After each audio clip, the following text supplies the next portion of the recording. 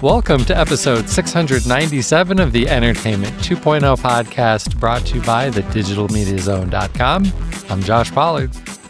And I'm Richard Gunther, and this is the show that puts you in control of your favorite movies, music, shows, and games. And I have forgotten how to read our lead-in. But Josh, 697. Wow. That's a lot. That's a lot. All right. It's so many. All right. Well, but let's not get hung up on that because we have stuff to discuss tonight and we have feedback that people sent to us.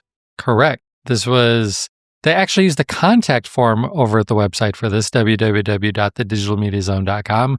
But if you just want to open your email client, the email address is entertainment20@thedigitalmediazone.com. All right. So this comes from Tony, and Tony says that most of my listening has been passive, meaning I listen and then act. But this time around, in a recent show, you were talking about Plex. Got me thinking about backups of the Plex files I have, about 8 terabytes worth on a Synology NAS. 8 terabytes. That's nothing. We're not here to make fun of the listeners, Richard. That's more than I have in my Plex. No. Sorry. I'm not making fun. I'm just joking. Okay. So we had a big earthquake here in 2011 there in Christchurch. And so, by the way, he's calling from New Zealand, in case you're wondering where that is. And he said recently there have been a few fires nearby. And he lives in a hill area surrounded by a lot of farmland and a lot of grass, and lost a bit in the earthquake in recent years. And he's gotten cautious about things that mean a lot to him, like his media collection. So he goes on, he says, I keep meaning to back up the Plex collection using hard drives, but I'm a bit of a procrastinator and very busy. So I'm looking for easier, more passive ways to back up. I'm open to your suggestions, but I'm leaning towards using an online backup service. Hopefully I'll never need to access once the data is uploaded, but never say never. I'm a Home Assistant user, and in a recent podcast, Frank Niehoff, Sure. I think that's how you might pronounce that, said that he uses Backblaze. I had a look and it was expensive to back up from a NAS. So now for the question. Do you have any suggestions on what service or method to use that is cost effective? Okay, Josh, before you go there, because I think you have an immediate reaction that you want to share. but I want to say I understand this completely because I'm in the same situation. I don't have my stuff backed up, not everything out there. And I have a lot of stuff. And guess what? I'm also a procrastinator. So what advice do you have for us, for Tony and me? For all of you? My answer, so like when I think of people who come to me and say, I have this massive, like multi-terabyte, maybe dozens of terabytes Plex library. What that means to me is you have a ton of movies backed up. And I'm going to assume that you did this all legally. You've got them all on disk somewhere. And to me, if I've already got all of this stuff on an NAS, I see no reason to do any more backing up of that, especially to an expensive online cloud provider. Because if that drive dies, I've still got the disk. I could rewrite source media. Right. I've got the source. Right. Now, that isn't necessarily the greatest answer for every situation, right? Because like if his house burns down and takes the hard drives out, it's probably taking out the Blu-rays too. Good point. Right? So, and that's kind of the purpose of a backup, or so we might use as a justification. 100%. And I think because of that, especially if he's concerned about wildfires and stuff like that, then I think he's doing the right thing by looking for an online backup because, yes, you could absolutely get like a couple of extra hard drives and make duplicate copies in your house. And I guess you could do that and like just throw those hard drives in a fireproof safe. But that's definitely not going to be passive. Like anytime you rip a new movie or whatever, you're going to have to pull those out of the fire safe and copy them into that.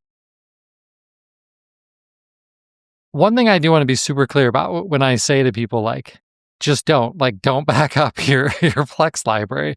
I really just mean the things like movies. And this is the advice I've been giving for uh what episode number is this? 697 episodes. Like they're huge and it costs a lot of money to to store these things in the cloud. You absolutely should be backing up in, ideally 3 places. Anything that is super important, like photos and documents and things like that. Absolutely back those up. Those tend to be a whole lot smaller and a lot easier. There's a million services out there for doing that. You could use OneDrive, you could use Google Photos. There's lots of good options for that. But when you're talking about 10 terabytes worth of files, that does get trickier and it definitely gets more expensive. So I don't have a ton of I have no real world experience on which to give a recommendation here because I've never done it because I don't want to.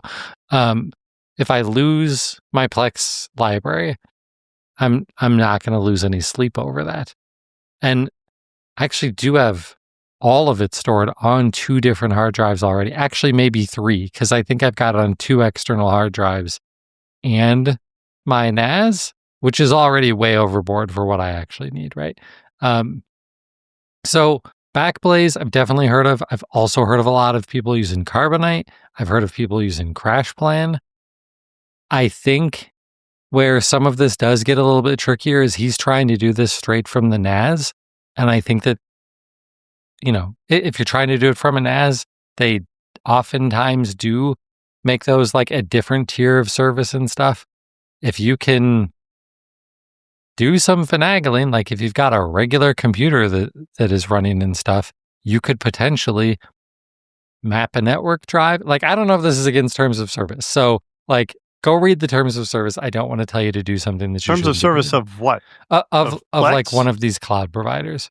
Yeah. Because you could have your Windows PC with maybe a mapped network drive or something like that to your NAS and say, this is part of my machine that I'm back. Like, those are potential options, I suppose. I did not dig that deep into all of these providers. I was just curious, how much is this going to cost? And some of these guys, like Carbonite, it was like unlimited storage for like $80 a year. And that actually sounds pretty friggin' reasonable. Like to get a terabyte of storage from Google Drive for photos is $100 a year. Yep. So, what are you thinking, Richard? So I'm in his boat. I want to do this. I'm not doing this. In the day when I could store something at my parents' place outside of the area where I lived, I did that. I would periodically take a backup of my files, not my Plex, but my files, my personal movies, my photos. I would take my music because even though I ripped it, it takes up far less space. Right.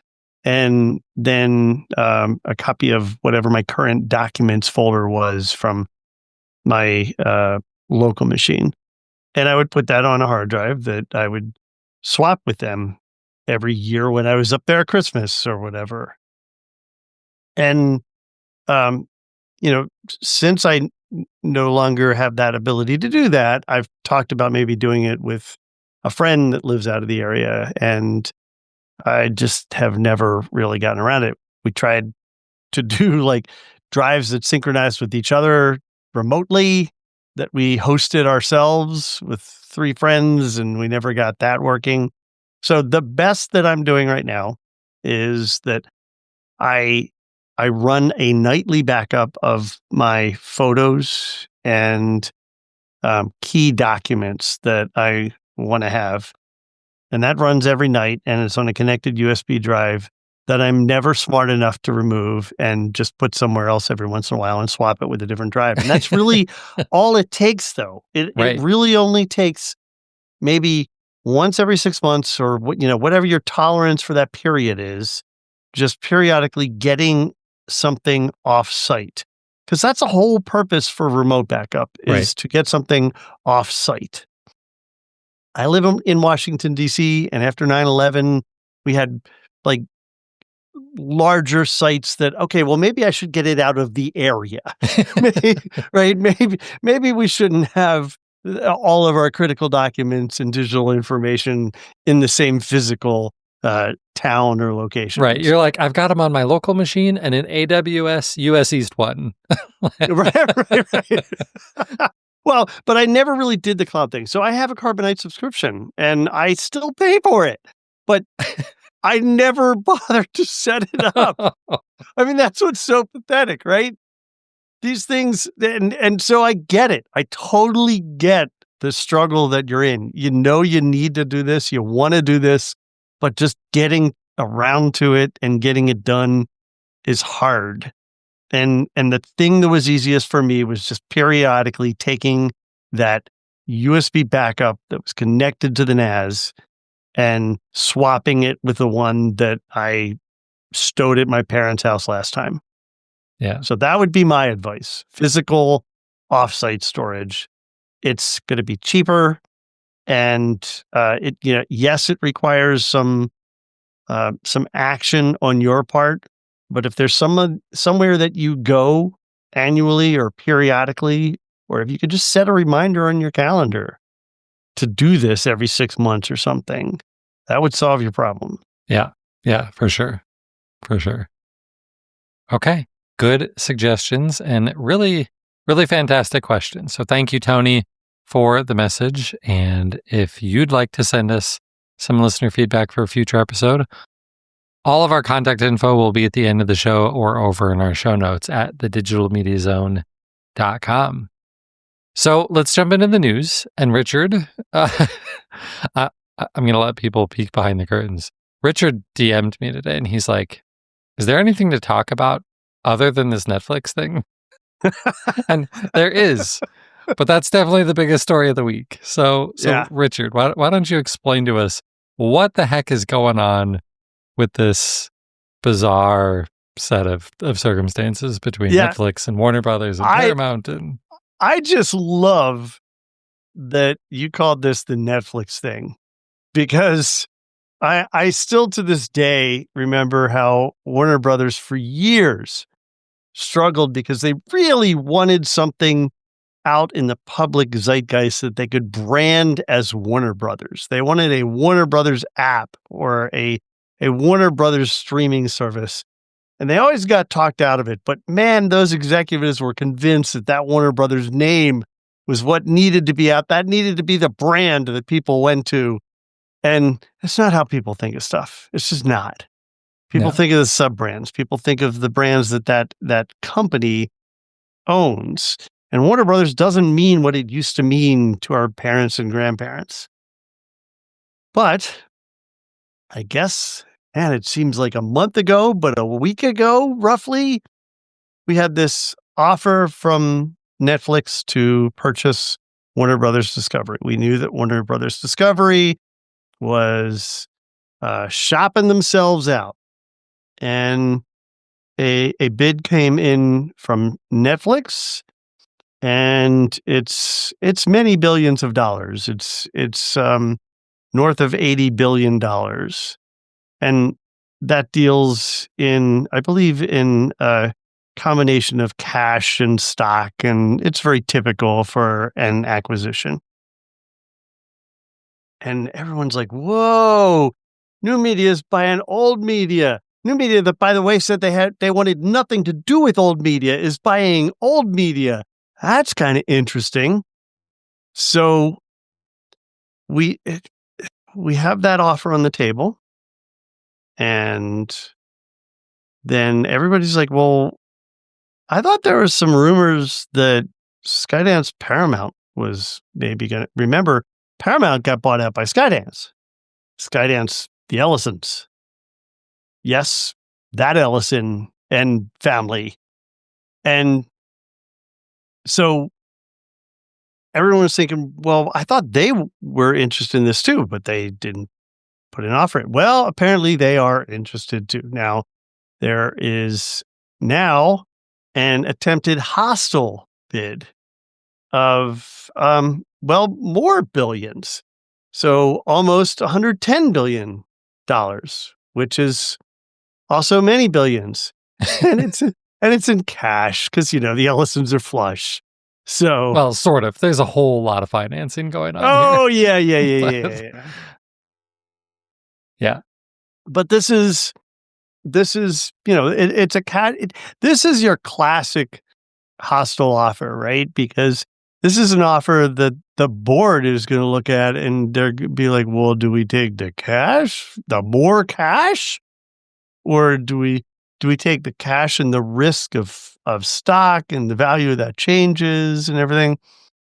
Now, like most uh, bidding wars, if you will, or mergers, there's kind of, I call it a poison pill. I don't think that's an exact way of putting it, but if Netflix were to not purchase Warner Brothers because Warner Brothers decides, yeah, no, we're going to go with someone else, then Warner Brothers, Warner Brothers Discovery is a lot of words, but whatever. Warner Brothers Discovery owes them $2.8 billion. Okay, fine. So, if it doesn't go through because of regulation reasons or whatever, then Netflix owes Warner Brothers Discovery money. That's more money. It's more than twice as much. So if you're a Warner Brothers Discovery stockholder or like major shareholder or owner in this company, you're thinking, well, I mean, there's trade-offs here, right? Like we have cash offer, but there's penalties to it. We don't necessarily know what this is going to take. The offers are a little bit different too, right? So the offer from Netflix was expected to include HBO and HBO Max and the streaming stuff and things like that, but probably not the traditional media pieces, probably not the cable channels. It would include the movie studio, though, which was interesting, right? It would, because Netflix thinks of themselves now as a studio. They are a producer of content. So that's interesting. As far as I understand, the bid from Paramount would include the cable channel. Yeah, I think it's everything. Right. Which is an interesting situation, and I'm going to try and explain why without expressing bias. But there's a political slant to that. So there's been speculation that one of the reasons that Skydance wants this acquisition is because they're in well with the administration. And in theory, if they wanted to, they could potentially squelch the voice of one of the most liberal, popular news channels on traditional media, CNN. And that could be concerning. Regulatory things would typically prevent that from happening, but do we know if that would necessarily be an issue in this administration? We don't know. In fact, there's been discussion that it would probably be easier to get this deal through if it were Paramount than if it were Netflix, because there's already pushback on the Netflix deal. but doesn't seem to be that sort of discussion about the Skydance deal. So this is a lot. This is a whole lot. I don't think that we're going to hear a quick resolution to this. I don't know what the deadline on this offer is, but it seems to me that there's a lot for the board to consider here. As far as we're concerned, what's this mean for consumers? Assuming that it doesn't mean a change in the programming that CNN offers, if it were acquired by Skydance, then all this really means is fewer apps you have to go into, right? Well, but I think there's more to it than that, because Hollywood is also really upset about the idea of Netflix buying them. Well, that's a good point. Because they're afraid that Netflix is going to say, "We hate movie theaters. We don't want anything new to have to come out to movie theaters. We want all of this stuff to just go to the streaming services that we own." Sure, but one of their CEOs, because remember they have two for some reason, one of their CEOs has already come out and said very clearly, no, we do not hate movie theaters. We want movies to still go into movie theaters. What we have an issue with is the strict windowing that happens in movie theaters. And Netflix typically ignores that. Netflix will put something into a theater for a week or two. Right. And then put it online. But I think they'll recognize that if if a studio they own is making a blockbuster movie that's going to draw like $500 million in movie theaters in 2 months, then they'll keep it in theaters for 2 months, and then they have to measure where they're going to get their most money, because that's what they care about. Right. Is how they're going to get the most money. Right. Yeah. Yeah. So the Paramount offer does have a timeline. This offer is through January 8th. So the shareholders don't really have that much time to figure out what they're doing here. That seems like forever, frankly. A month from now. That seems like forever. Well, it's nothing compared to how long this thing will actually take if Netflix option goes through, because I know it's going to get dragged. It first depends on Warner Brothers splitting the company next year, so that Netflix is only buying the part of it that they want. And so Netflix is saying, we need 18 months before this thing really gets finalized. Which makes sense. Like, for people who have been listening to this show for a long time, you remember us regularly talking about Microsoft's acquisition of Activision Blizzard King. That took well over a year also for an almost $70 billion media acquisition. So we've barely talked about the potential antitrust and regulators and all of that stuff. And I think that that's probably appropriate, because I think that they're the last people to do anything to stop any of this. And like, again, this is no judgment. This is just what I've observed. The people leading these regulatory officials under this administration are taking a very different approach to regulating, especially antitrust sorts of things, compared to the previous administration.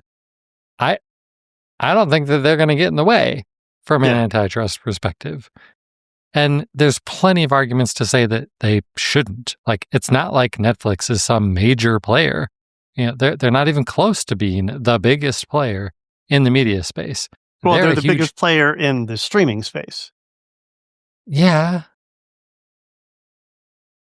Sort of. Because they could also say, nuh-uh, look at YouTube. Sure. Okay. Yeah. Like, there are certainly a lot of ways to slice this. Yeah. And for regulatory agencies that don't actually seem all that interested in regulating very many things. So I don't see the government stopping this. I think it's up to the to the Warner Brothers Discovery shareholders. Yeah. I mean, in all honesty, I feel like for the last 20 years, our whole antitrust system has been broken, if not more than that. But I see too much stuff going through that shouldn't be going through, Yeah. in my opinion. Right. Right. And the previous administration certainly tried to stop a lot of that. Mhm. They weren't super effective. Obviously they tried really hard to prevent the Activision acquisition by Microsoft. Didn't happen. And they made a lot of noise about going after some of the other big tech companies, but nothing ever really happened there either. So, and now we've got an administration that just wants to do things differently. So I just don't see it happening. Yep. But yeah, I agree. Like Activision, I think unless Paramount wins this hostile bid takeover in the next few weeks, I think Netflix is going to get this, and we're just going to be waiting for a year and a half for everything to get finalized. Well, and my concern, and again, this will sound like a political slant, but my concern is that the board could conclude that they need to go with the Skydance offer because the Skydance offer is more likely to get through the regulatory hurdles because it's more likely what the administration would want. And yeah, that could happen, right? We could potentially see pushback. Now, we've already heard pushback by people in Congress, but for the most part, that's all just noise, right? Yeah. You have people in Congress that are just grandstanding saying, oh, we need to keep these big mergers from happening, blah, blah, blah. Right. But they have no power in actually preventing it from happening. And the power they do have, they don't even use. So I'm really not concerned about Congress doing that. Fair point. Yeah. All right. Well, we've probably talked that story to death. So why don't we move on to other things that we don't actually know that much about? So YouTube, I'm really selling this tonight. YouTube TV, kind of an interesting little news blip that they released this week saying that they're going to launch some new plans. Right now, YouTube is basically, here's everything. Give us $83 a month. And we've got some extra add-ons and stuff, but they're just add-ons. Like, you give us $83 a month, and if you want to give us more, you can. Next year, they're going to start offering different plans. And so you don't necessarily have to buy that give me everything for $83 a month plan.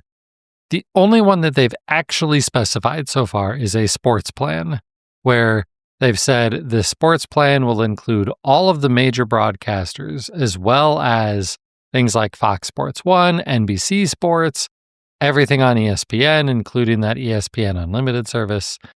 That will be a plan. They are talking about other plans that are focused more on family content or news or a combination of sports and news. All of these ideas always sound great, and they always sound like a thing that could save you some money. So, like, in theory, cost less, right? In theory, cost less. Right. As long as you're not like a family, right? Because once you get an entire family of people who want to watch things, there's always going to be someone in the house who's like, but what about that channel that I cared about? Well, sorry, son, it's not in the sports and news package. No, you still have the same plan that we've always had that we're still going to pay the same amount of money for, right? Oh, totally. It'll absolutely 100% stay the same price that it is right now. These things never get more. Yeah, we're obviously kidding there. It seems extremely likely that when they announce these plans, they're going to say, we are introducing these plans alongside a giant increase on the regular plan. Yeah. You can have everything for $110 a month. Yep. Or if you only care about sports, well, that's only $99 a month. Totally. And so some of these plans may still end up being more expensive than what the whole plan is right now. Yeah, but hey, they'll probably add a couple channels that we don't care about to that everything plan. Probably. Yeah. Probably. It sounds a whole lot like cable, doesn't it? Right? Like, go back 20 years and think about the cable packages, and you're like, all right, so the base cable package does include ESPN, but it doesn't include ESPNU. I've got to go up a tier to get ESPNU. And all right, so I went up a tier and I got ESPNU. And that also gave me some of the news channels that I wanted, but not CNBC. And it's like, oh, I got to Yep. go up another tier. No, come on. This is the direction we're going with this. Yeah. Right? I mean, this is in fact the Sling model, right? This is what Sling does, where they have like 2 base packages you can choose from, and then you add on all your stuff to it. They don't have an everything. They don't even offer an everything. Well, yeah, they have Sling Orange plus Blue. But that's not everything. There's still stuff that you can add to that. Well, yes, A lot of stuff. A lot of stuff. That many people, like when I had Sling, Orange plus Blue was not enough for me. There were things that I wouldn't get that I still wanted to have. And I mean, I'm not watching crazy stuff. I'm not saying, I want to get all the foreign language channels or the deep cut sports or whatever you call stuff that most people don't watch. But I was like, I could not believe how expensive it got once you started adding all that stuff on. So I could see them hiking the price pretty significantly here. And you're right. In my opinion, I think this feels a whole lot like what we had in the cable world. It's funny, every time if anyone follows, we know him, journalist Jared Newman. We've had him on the show before. He follows specifically and reports on the streaming industry and the cable cutting space and how that has come to be. And he continues to assert vehemently that no, it's not back to the way the cable was. And the more time that goes on, the more I start to really think that this is looking more and more like what we had, that the business plan evolved to what it was because that's what the industry kind of forced it to be. That's what the licensing and the business models kind of forced it to be. And when I worked as a contractor at Time Warner Cable, I knew full well there was no way ever that a cable company would or could offer an a la carte package that let you choose individual channels that you wanted to have so you could create your own lineup. It's just never going to happen. No. Going to happen. They don't have the licensing rights, or it wouldn't be a profitable business opportunity for them to do that. It's not profitable, and it basically eliminates growth. So the one thing, it's really a couple of things. The things that still make this different than the legacy cable model are, one, you're not forced into long-term contracts, and two, you actually have options. Like, those were the things that we hated in the 90s and the early 2000s. You had one local cable provider, and you had to sign year-long contracts or longer. Same with satellite providers, and those were your only options. And now you can, basically everything is month to month, and you've got tons of options. If you hate YouTube TV this month, switch to Hulu next month. Hate that? Switch to Sling, switch to DirecTV. You've got tons of options now. Are the models all looking like they're starting to go back to the cable model? Yes, but at least some of the things that we really hated, not really an option anymore. So that's a plus in all of this. Okay, let's jump into some audio news. We'll hit this one quick. Spotify, we talked about this a while ago. They had started to launch music videos, really kind of competing with YouTube music there. In other parts of the world, not here, I was going to say they fixed that. It's not like it was a bug. They just didn't have the licensing probably nailed down. So now, if you're in the US and Canada and you have a Spotify premium subscription, you can start to watch music videos inside of the Spotify app. It's certainly not everything. I was hunting around trying to find videos to test this on tonight. Apparently Taylor Swift is not included. I was like, surely Taylor Swift will have stuff. I couldn't find music videos for Taylor Swift in Spotify. I tried another pop star that my daughter loves. There were music videos there. If there are music videos, it's super obvious that they're there because as you're looking at the songs, it has a little video label next to it. And then when you pick the song and start listening to it in the now playing sort of screen, you get a little button that says switch to video. And if you do that, it automatically switches into the music video.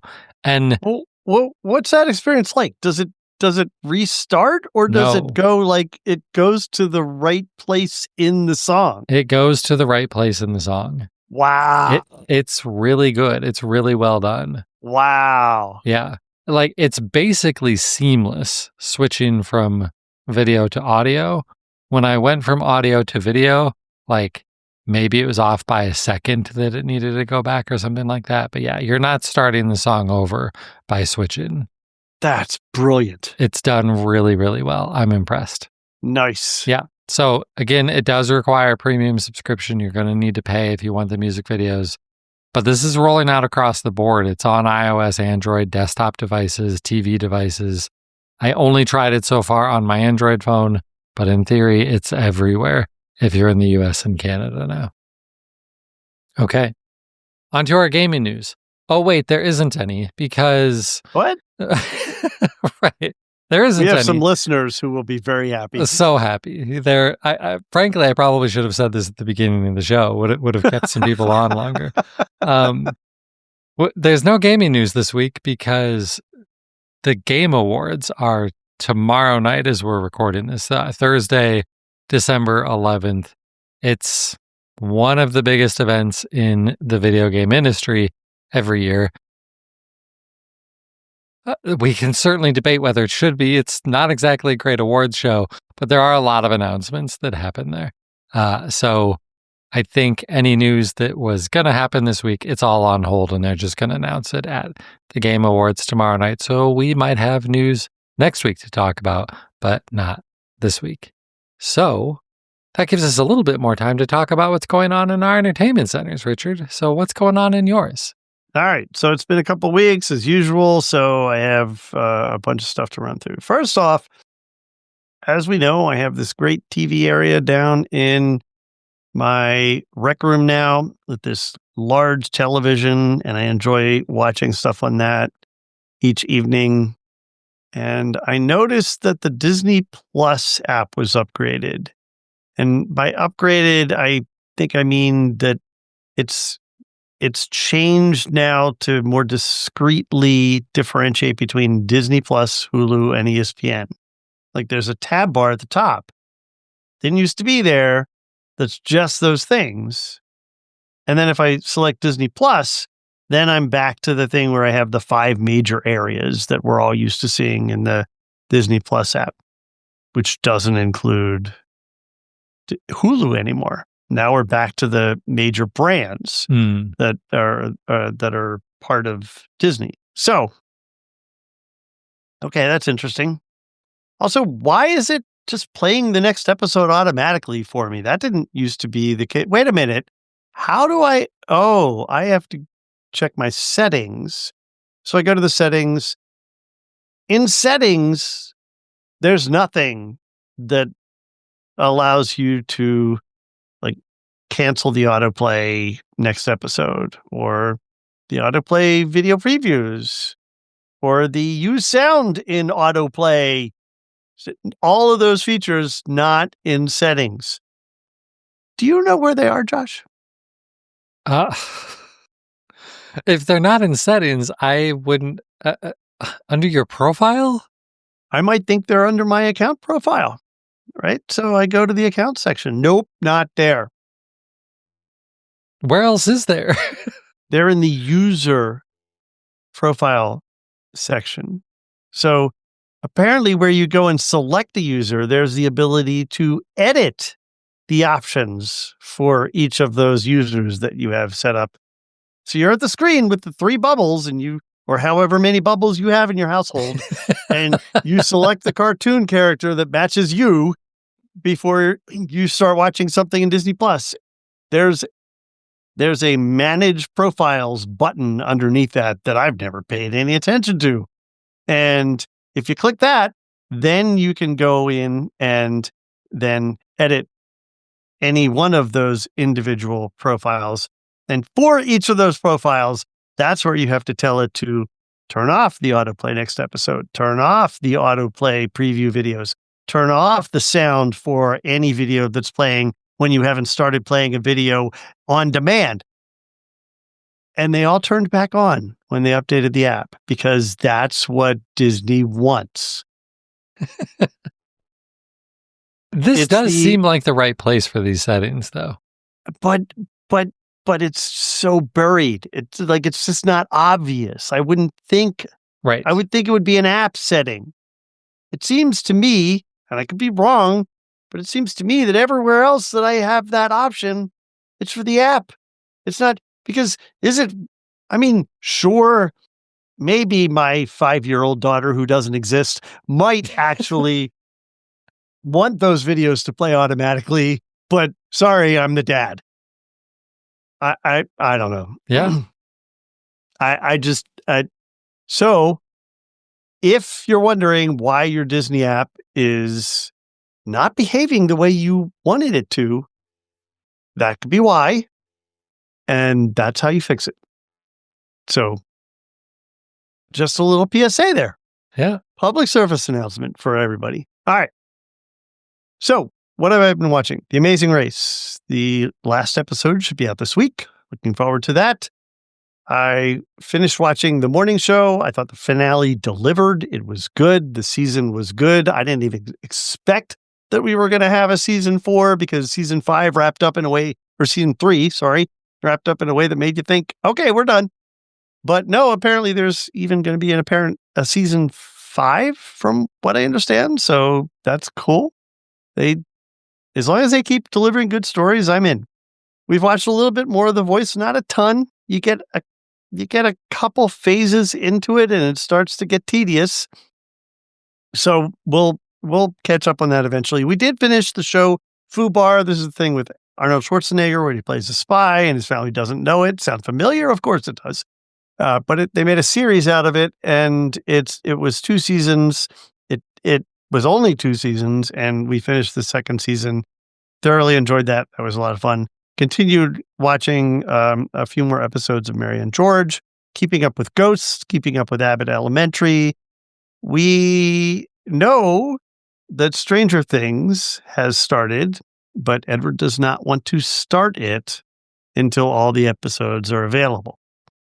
Because when we get sucked into this, we really get sucked into this. Right. And you don't have to wait that long. And we don't want to have to wait, but yes, that's the good news because the launch dates for these episodes was basically the day before Thanksgiving, Christmas Day, and New Year's Day. So we're already almost at the Christmas Day launch. There are 4 episodes out there now. There will be, I think, another 4, and then the final 2. If I don't know if I have that count right, but so I think we'll be able to start that. But in the meantime, there've been a lot of posts out about how you need to catch up because it's been a while. And so if you forget what's happened and what the key things were, there are apparently a few key episodes, 4 episodes in particular, that most folks are recommending that you rewatch before starting the new season. So we watched all of those, and one of those is the last episode of the last season, which you may not remember is over 2 hours long. Wow. It's a movie. Yeah. I mean, the last episode is a movie. So, yeah. I watched a movie this week that wasn't even that long. An actual movie. Right? Right. Exactly. So there's a lot in there, but it's so good. I could do a rewatch on this series. I think the series has been so good. I've thoroughly enjoyed it. I've loved the character development. I like how they're dealing with people growing up by jumping through time or jumping ahead in time is the way I should put that. And so, yeah, I'm looking forward to watching the new season. I am almost finished with Luke Cage. I think I have 2 episodes left. I've been getting back to that, and there's 2 seasons of that. I finished episode 11 of season 2, so I'll be finishing that up, and then I'm on to season 2 of Iron Fist. And I know Iron Fist got a lot of crap. Nobody really liked Iron Fist. I liked the character. I thought Danny was interesting. I thought the story behind him and the nemesis was interesting, and it's key to the whole overall story arc. So I will watch it. And they had a tie-in so that you could get ready to watch Iron Fist by like getting those 2 characters together before the season ended. So that's been pretty good. I am up to date, up to the minute. I am waiting for every episode of Pluribus on Apple TV. It is so friggin' good and so crazy. Thoroughly enjoying that. And then over the weekend, I watched something that I have never seen before, the movie Crazy Rich Asians. I don't know if you've ever seen this, Josh. Have you? I have, yeah.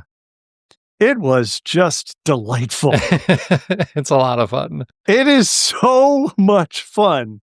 I didn't really know anything about this movie, and friends of mine were in town and asked me if I'd seen it before.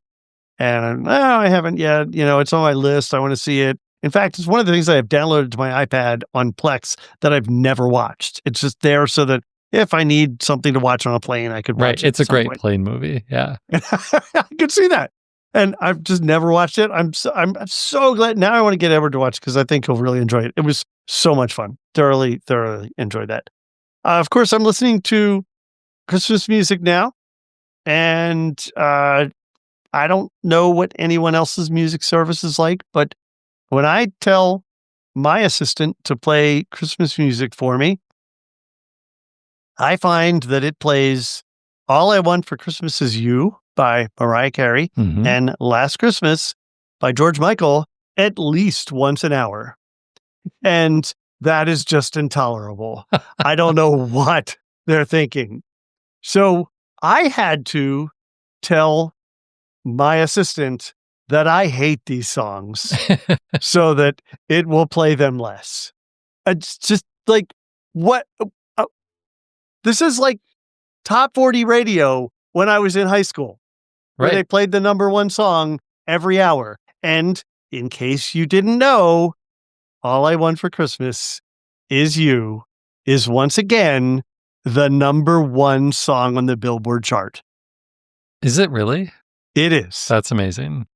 It's insane is what it is. And if you have a Spotify premium subscription, you can see the music video of it now in Spotify. Yay. I just double checked.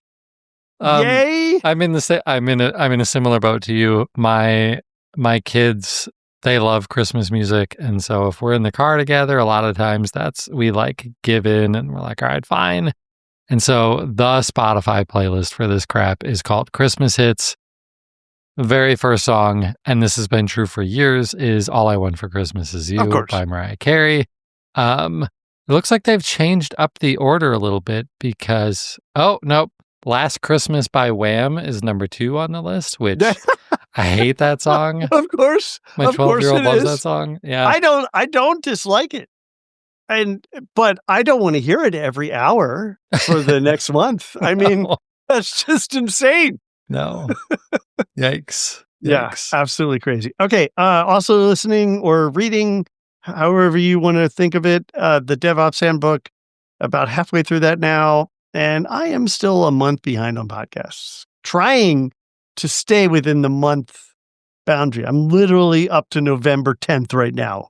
It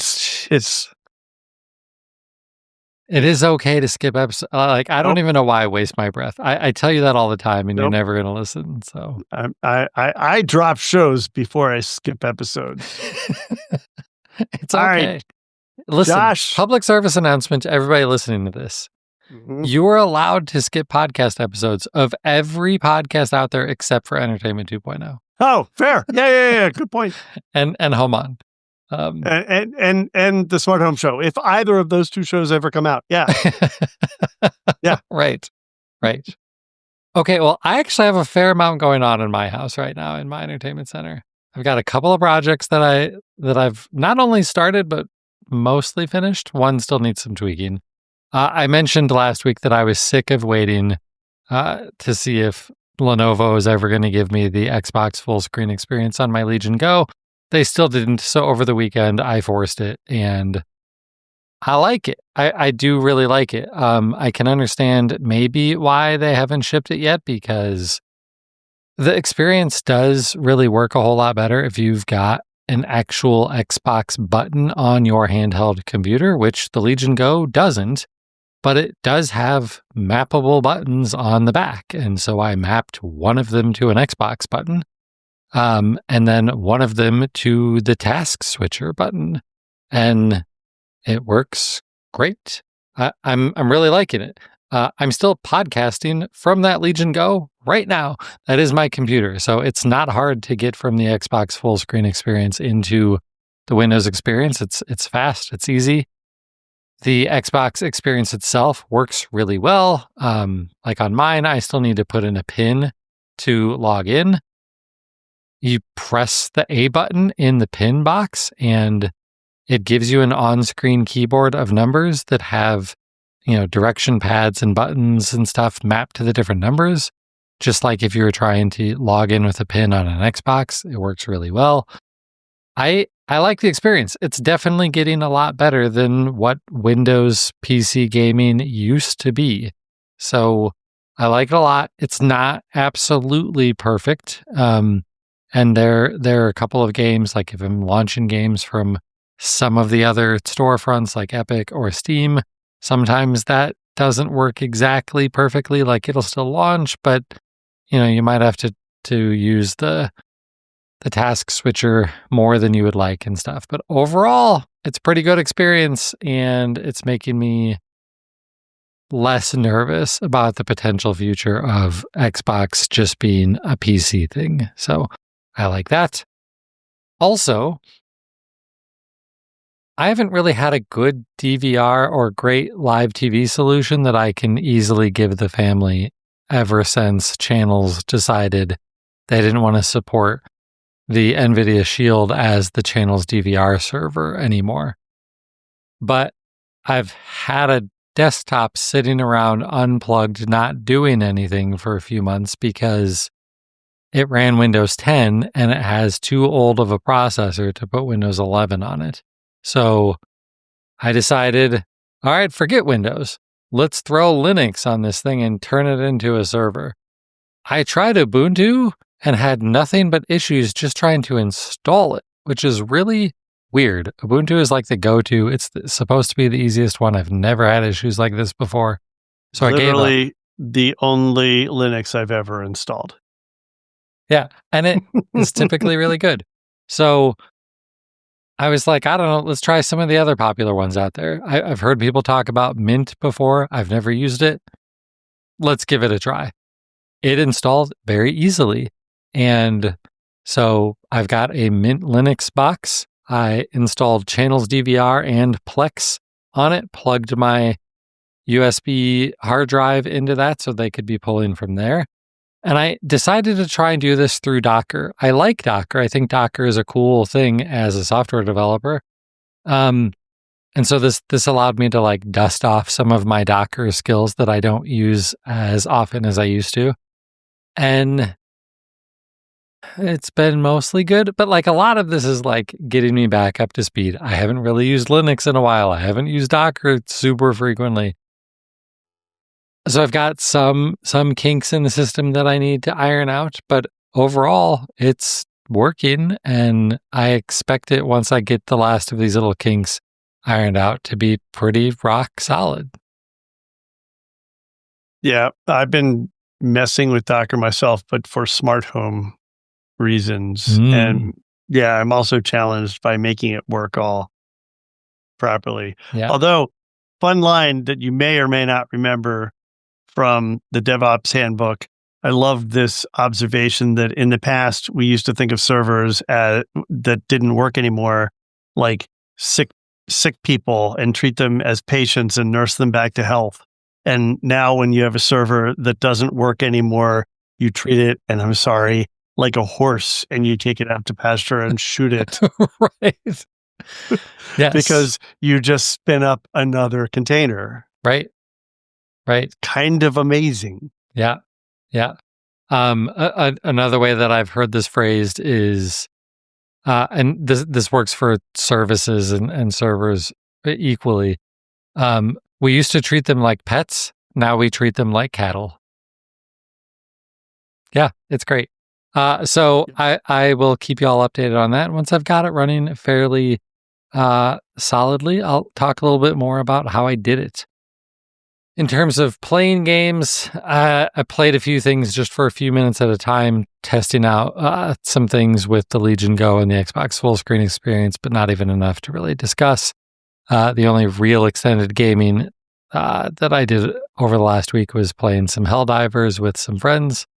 I did get to watch some movies. I'm going to put these in a little bit different order, Richard. I watched 2 spy movies. I watched Atomic Blonde, just like 2017-ish, with Charlize Theron, I think is how you pronounce her name. Very action-oriented, very a fair amount of violence. It's an action espionage movie, but it was good. I liked it. I'd probably give it a 7.5 out of 10. And then I also watched one called Black Bag that I'd never heard of before. I was just scrolling around Amazon Prime Video, and I found this. This is a movie that was in theaters this year, though, and has Kate Blanchett, I think her name is. She was the only. There was another actor in there that is famous that I can't think of his name. This is another espionage movie, completely different. This is not a movie that is all about action and violence and all of that stuff. The vast majority of the story is basically just through dialogue. This feels like a very modern take on how we do storytelling nowadays, where and cinematography. Everything is super dark. Everything is super, super dark. Okay, they host a couple of dinner parties. I expect the lights to be dimmed down low during a dinner party. You know when I don't expect the lights to be dimmed down low? When you're cooking. When you're chopping up vegetables. I want light when I'm doing that. Why are we doing that practically by candlelight? Because it looks cool in a movie. Because the director loves the look. Right. But this was a good, just a lot of you got to think through this story sort of movie. Really, really good chemistry between some of the actors. I really enjoyed Black Bag. It's at least an 8, maybe an 8.5 out of 10. Wow. Really like that one a lot. But the other one I really want to talk about is a Netflix exclusive where they did the thing that Richard just talked about. It is a movie called A House of Dynamite. They did release this in theaters, and then 2 weeks later it was on Netflix. Have you seen this movie, Richard? No, literally, I've never heard of any of these movies. So, no, wow. I thought you had probably heard of Atomic Blonde, but nope. A House of Dynamite, you should watch, as long as you can deal with the fact that it's super depressing. So, this movie is about what happens if someone launches a nuclear missile at us. Oh, wow. So, the movie starts, and within a few minutes of the movie starting, they detect a nuclear ICBM. And then it's just, here's what happens. And wow. I don't want to say much more than that. Because it, again, exceptionally well done in the way that they portray all of this. The acting is phenomenal. If you are the type of person that can allow yourself to really fully invest yourself into what the characters are going through, your heart will be pounding, your eyes will be watering. It is exceptionally well done. I'm terrible with remembering actors and actresses' names. It's got Idris Elba. That one I remember. Oh, wow. It's got the woman who plays the lead in Silo, Same. Yep. something Ferguson. I don't know her think? name, but yeah. It's so well done. It's Wow. also probably pretty reasonably accurate based on the fact that I'm also reading, I mentioned this last week, a book called Nuclear War, which I don't know if you describe these as like fiction or nonfiction, but it's a book that is essentially doing the same thing. Where in the book, they also spend some time telling you about like what nuclear weapons actually do and how they were developed and all of that sort of stuff. But then also, like, after it gives you a bunch of background into all of that stuff, walks you through the scenario of a weapon was just shot at us. Now, second by second and minute by minute, this is how the US government is likely to respond.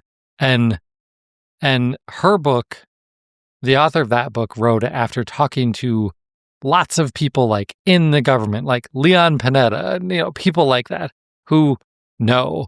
Right. And so I trust that book is fairly accurate in what would probably happen.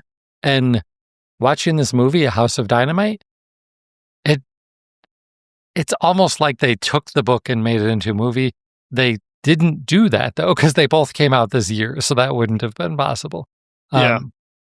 So they're both really good. I really recommend both of these, as long as you can deal with the fact that this shouldn't be a spoiler to anybody. There are no winners in nuclear war. It's real bad, real bad. So, right. But man, so good. Wow. So this makes me think of a movie when I was a kid, and this, I don't know if you will remember this. I say kid, I was probably a teenager.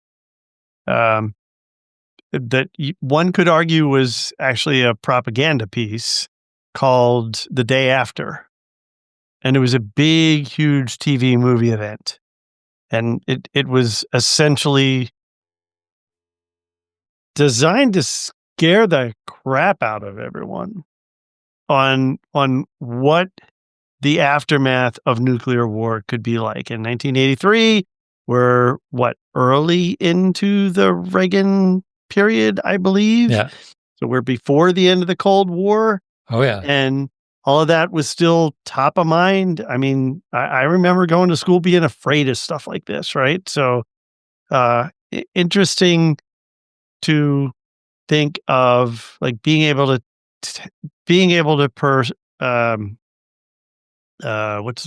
portray that in maybe a less contentious time where you're not necessarily triggering people so much as telling a compelling story that should make people think. Yeah. Yeah. So that's depressing, but really good. If you are looking for something that is not any of that and is just a good time, we're still watching High Potential. That's a fun show. We're now into season 2. Remind me again what that is. It is about a woman who, like, the medical definition or something like that is a high potential individual or something. Like, she has an IQ of 160 or something like that. Super, super smart, super, super observant. Not great on some of the social skills and things like that, rule following, things like that. And the first episode is her, she's like a janitor at the police department, and she wanders into one of the rooms, sees a bunch of stuff about a case, basically figures out the case for them, and they're like, wow, you're really smart at this. You should help us out. As completely unrealistic as that could possibly be. And that's what the show is. She's now a consultant with the police, helping them solve crimes. So it's a police procedural that's got an interesting little twist that is mostly fun. Cool. Yeah. Yeah. And then, of course, football. So, of course, because it's fall. Yeah. Yeah. So that is what's been going on in my entertainment center. A lot more than usual. Yeah, a lot more. All right. Well, before we sign off, we have a couple of announcements. I have a couple of announcements. So I've been doing some stuff on the side, and I was recently on, not so recently, but finally out, the Technical Difficulties podcast. And this is a podcast hosted by 3 smart home influencers who are primarily YouTubers. They also do a podcast. So the YouTube version of this is out. Interestingly enough, the podcast version of it is not. I am still following up with them to try to find out what that's about. So we'll have a link to the YouTube thing. And I basically kind of cover my foray into smart home and podcasting and stuff like that. It's basically an interview people in the industry kind of thing. So that was a lot of fun to do, and they're a lot of fun. And uh, basically of all of them do such cool YouTube stuff. If you're into smart home, I hope that what will happen if you go watch this is you're interested enough in their personalities that you'll also go check out their respective channels because they're all great. I am also next week going to be speaking at the Silicon Valley Mac Users Group, and I'm going to be doing a presentation about setting up an Apple smart home. So if you are in the Apple ecosystem and interested in smart home, some tips and tricks that I've learned along the way, and not necessarily an introduction, but hopefully providing people with what you need to know to do things right and learn from my mistakes. And that will be available as a video after that presentation has happened. They'll put it up on their website. Nice. And then, Josh, you and I have a trip planned. Yeah. For the first time together since 2019, we're going to CES. Yes. Yes, we are. You've been there a bunch, but I'm finally getting back. Back together at CES. I am so excited.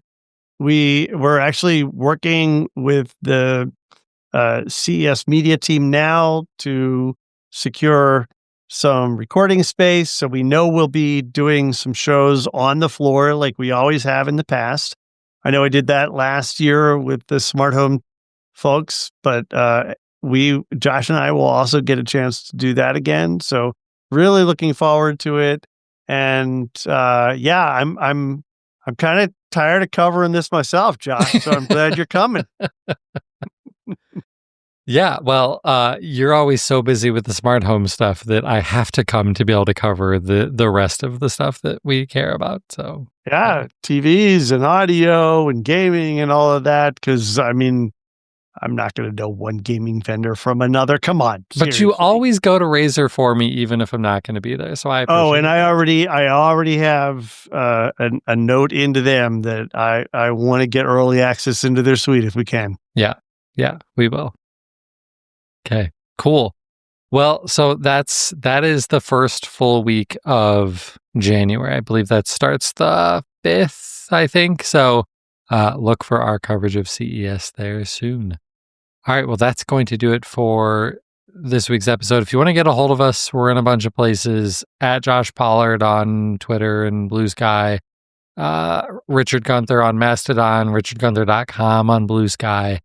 And hey, we did this show live, so you could have checked that out. But if you weren't around for the live show, you can watch it on YouTube too. And even if you're not that big of a YouTuber, we'd appreciate it if you click the link in our show notes. Go and like and subscribe to the channel. That helps us out a lot. But that's going to do it for episode 697. He's Richard Gunther, and I'm Josh Pollard. Thanks for listening to Entertainment 2.0. Adios. Goodbye. I'm not going to be smiling for long if this cat keeps clawing at the door.